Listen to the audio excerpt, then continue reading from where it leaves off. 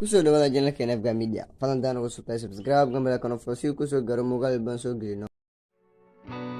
Asugin qofka tashtay ama ka tagay adigoo u baahan oo jecelkiisana aad daad u tahay si kastoo aad u soo bandhigato jecelkaaga si kastoo aad naftaada u humayso oo maalmaha u qurxoona aad u humayso si kastoo qalbigaaga iyo naftaada aad u adibto qof dartiis runtii wahaba ma hagaagayaan adigoo uunba daalaya adigoo uunba qalbiga xanuun ka dareemayo adigoo uunba isdhibayo way wanaagsan tahay inaad kala garabto hiisaha iyo jecelka shalay qofkani haddii uu ku hiisaynayay maanta hiisihii ayaa dhammaaday wax jecel ah ma jirin qofka daacad kuu jecel runtii qarad welba dhaco waa kan kuugu sabraa kuugu dulqaato oo haba qalbigaaga ha iska jibin noloshaada hore u wado waqtigaaga si farxad leh ku qaado wax walba cashar ka baro yaysan dhihin waqtigaaga qurxoonaa inaad ku qaadato murugo qalbijab iyo hanuun qalbiyan ah naftaada ka fikir oo samee wax walba oo farxad kuu ah haddii aad isku mashquuliso qof tagay oo maanta oo dhan ka fikirto qof aan ku qiimeyn runtii way adkaanaysaa inaad ilowdo qofkaasi sababtoo ah adiga ayaa hore u socon waayey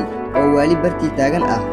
ogow waqti kuu socdaa noloshuna way socotaa geerka ha ka harin